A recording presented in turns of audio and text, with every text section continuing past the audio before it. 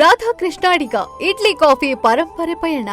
ಈ ಪುಸ್ತಕದ ಲೋಕಾರ್ಪಣೆ ಸಮಾರಂಭ ಬೆಂಗಳೂರಿನ ಜಯನಗರದ ಆರ್ವಿ ಟೀಚರ್ಸ್ ಕಾಲೇಜಿನ ಸಭಾಂಗಣದಲ್ಲಿ ಏಪ್ರಿಲ್ 19ರಂದು ಭಾನುವಾರ ಬೆಳಗ್ಗೆ 10:30ಕ್ಕೆ ನಡೆಯಲಿದೆ. ಇದು ದಕ್ಷಿಣ ಕನ್ನಡದ ಪುಟ್ಟ ಊರಿನಿಂದ ದಶಕಗಳ ಹಿಂದೆ ಬೆಂಗಳೂರಿಗೆ ವಲಸೆ ಬಂದು ಹೋಟೆಲ್ ಉದ್ಯಮದಲ್ಲಿ ಸ್ಮರಣೀಯ ಪರಂಪರೆ ಹುಟ್ಟುಹಾಕಿದ ಅಪೂರ್ವ ಕಥನ. ಹೈಕೋರ್ಟ್ ನ್ಯಾಯಮೂರ್ತಿ ದೇವದಾಸ್ ಅವರು ಈ ಪುಸ್ತಕ ಬಿಡುಗಡೆ ಮಾಡಲಿದ್ದಾರೆ. ವಿಶ್ವವಾಣಿ ಪ್ರಧಾನ ಸಂಪಾದಕ ವಿಶ್ವೇಶ್ವರ ಭಟ್ ಅವರು ಪುಸ್ತಕ ಅವಲೋಕನ ನಡೆಸಲಿದ್ದಾರೆ.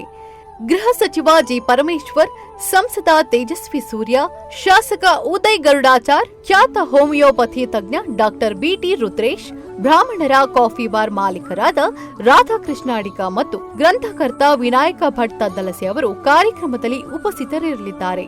ಬ್ರಾಹ್ಮಣರ ಕಾಫಿ ಬಾರ್ ಮಾಲೀಕರಾದ ರಾಧಾಕೃಷ್ಣ ಅಡಿಗರು ಈ ಕಾರ್ಯಕ್ರಮಕ್ಕೆ ಎಲ್ಲರಿಗೂ ಆತ್ಮೀಯ ಸ್ವಾಗತ ಕೋರಿದ್ದಾರೆ. 62 ವರ್ಷಗಳ ಭವ್ಯ ಇತಿಹಾಸ ಹೊಂದಿರುವ ಬ್ರಾಹ್ಮಿನ್ಸ್ ಕಾಫಿ ಬಾರ್ನ ಕುತೂಹಲಕರ ಸಂಗತಿಗಳು ಈ ಕೃತಿಯಲ್ಲಿದೆ.